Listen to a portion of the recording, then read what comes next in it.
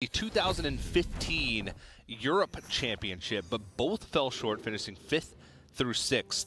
So they've been close to the championship, the Very World close. Championship before, but we'll see if they can do it here.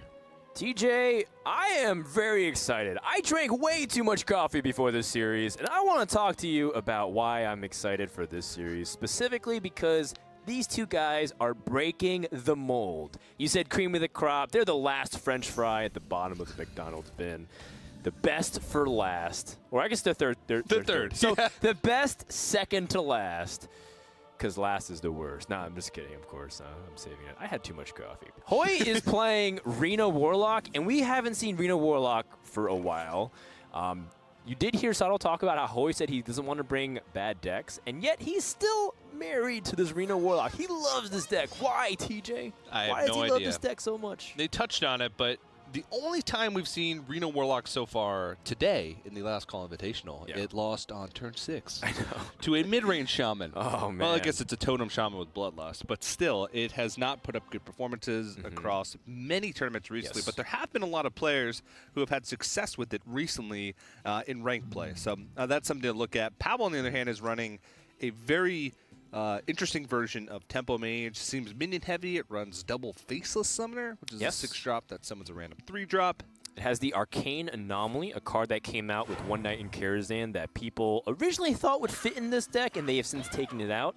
There's a 1-mana 2/1 minion that gains health every time you cast a spell, so it's sort of a nice contrast to the Mana Worm. And he's running that, and he's running Ragnaros, as you can see in his list, with no Yogg-Saron. He's the only person also playing a tempo mage variant. All other other mages decks have been freeze mage variants. So you can see that Pavel's thinking outside the box, and it does happen to line up against a Reno Warlock, which is a good matchup on paper for the mage deck because the Reno Warlock lowers his own health naturally, and you can use your burn, especially if you run 2 Firelance portals. Pavel's got a lot of power that's in his deck from head to toe. Yeah, this used to be an interesting matchup a long time ago. You know, when Reno Warlock first came to power, soon after League of Explorers, or I guess a few months after League of Explorers, because it was a mix of, you know, when to sort of use your burn and when to go for it, as opposed to like when to try and play the board control role and play around Reno and things like that. So there's a little bit of dance that happens in the mid game if both players have a relatively decent early game, and that's where a lot of the decision making comes in. Speaking of decision-making, I love that attack from Pavel to ignore the 1-1 minion and go to Hoej's life total. A lot of people would probably pick up an easy value trade to protect some of their minions and also get early board control. But Pavel's recognizing that his hand is not looking very aggressive and he needs to start getting the damage in.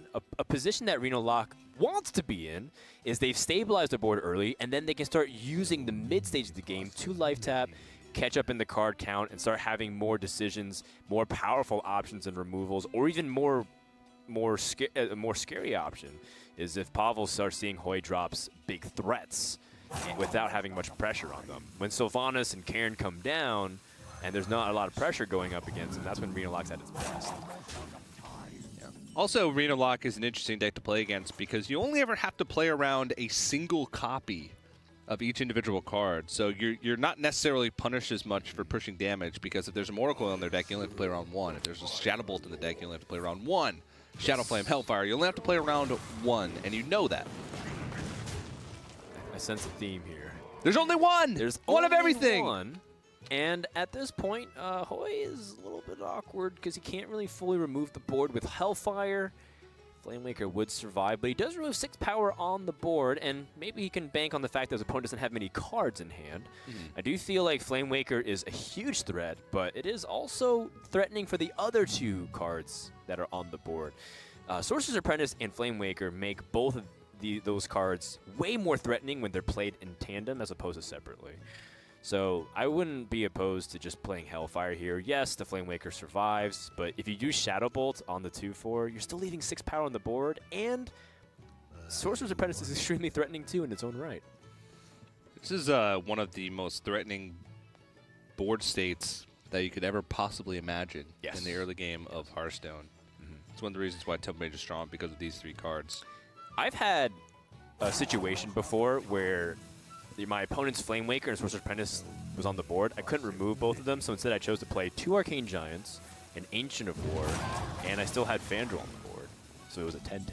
And I still lost from that position because they had so many cheap spells that cycled. Like, they had an Arcane Explosion that was dealing 2 damage to everything. It was just like super strong turn, and I still lost because the Arcane Blasts, the Arcane Intellects were really cheap.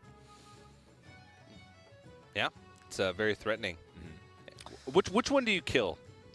If you can not in like this position anyway, but if you have a Cult Sorcerer, a Sorcerer's Apprentice, and a Flamewaker on the board, and your opponent has 1 card in hand, and you can kill any, just a spell that kills it. It's tough, man. I think I had to still choose the Flamewaker just because Flamewaker can be seen as a +2 spell damage card because of the way it adds 2 damage to every spell you play. Versus Cult Sorcerer, so there's that answer. And then the Sorcerer's Apprentice is just threatening just for its own right, but I generally have to feel like Flamewaker just has way more potential to kill you. The correct answer was go face. None, just go face.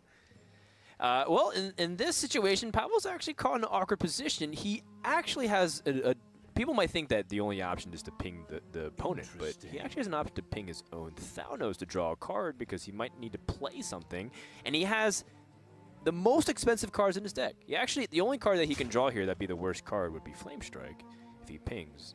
Everything else is... Oh, actually he has the Face of Summoners as well, but everything else is 4 or lower. Yeah, if he picks up one of those extra 2-drops, if he picks up a Water Elemental, which he has 2 of in the deck... I apologize. Azure Drake. So Azure Drakes and Face of Summoners. That's 5 cards out of the remaining that he can also play. It is worth evaluating. Chooses instead just to hero power. I wouldn't blame him for that because I feel like there's a lot of downside of just doing that. You could be stuck not playing anything and you have no board. Yeah, but decides to keep it alive.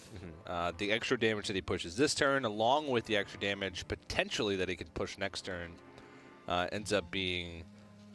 more damage on average in his mind than if he had just pinged it off and tried to draw on something. And Hoej he's in some trouble. He's got some big boys to play, but he is low without a Reno Jackson in hand. And guess what, Dan? There's only one. Sylvanas is not a male, so I resent your statement. I am triggered. Hoej actually has a lot of choices. Big boys and big ladies. I'm so sorry. Yes, please. We are neutral here. And Mountain Giant is genderly ambiguous, so. I sexually identify as Mountain Giant. Well, I am all things to all people, but too heavy to play. He plays Emperor Thorson because it does reduce the cost of everything in his hand. Firelance Portal drops this Shadow Pan Rider, but what's important is that right now Hoej is within Fireball range to die, so it just feels like he has to play stuff. And I do like the Emperor Thorson because in the case he needed to play Twisting Nether this turn, he could. But if not, he also has a turn earlier where Sylvanas Shadow Flame is also better. So even though Sylvanas, you can get it on the board, or Mountain Giant's an 8-8 more threatening, I think Hoej definitely chose the Emperor given the fact that he needed to open up his range of plays for the following turns. But this is quite scary if you're Hoej, because even though you may not be dead on board and your opponent had an opportunity to kill last turn, but didn't. They played Firelands Portal. They didn't have that Fireball available. It's still a very scary situation, and relying on one card to bail you out without being able to tap or without tapping this turn is very, very scary. And you might have to just sort of take the risk. Yeah, at some point. The Twisting Nether makes the most sense just because he has to remove all the damage. And what's really unfortunate is that he couldn't Leroy Shadow Flame because the Shadow Pan Rider would survive. Hoej's game plan here is now, of course, shifted from just trying to stabilize to trying to survive. And we know Pavel's got a lot of damage. He picks up Fireball, so he almost certainly will be able to kill his opponent unless Hoej's able to draw to Reno Jackson or surprises with another card. Because even if he plays Reno, he still has to deal with this Ragnaros. And that's not it. So I think Hoej is going to try to play the Sylvanas and steal the Rag and hope that his opponent doesn't have a removal. But that means he's just dead to literally any damage in the deck. Yeah, it's what's a higher percentage play in his mind? Is it tapping for the one of Reno Jackson in his deck when he hasn't even been through that much of his deck yet? Or is it hoping that your opponent doesn't have a single burn spell, whether that be Frostbolt, Fireball, Firelands Portal, anything really. Yeah. I mean, I actually think it's a higher likelihood that he gets Reno Jackson and wins the game from that than expecting the Mage not to have burn, because Pavel had so much opportunities just to put on that pressure. Not to mention that there's always like Babbling Book that can create the scenario too. So he taps, tries to go for it, sees that it's not an option, so instead he just goes for Sylvanas and Power Overwhelming. Absolutely reasonable play, but he is absolutely dead here, TJ. Oh, yeah. And even Arcade Missiles probably would have been enough. And draws faces Summoner. So even with a slow hand, or a relatively slow hand, passing a few turns in the mid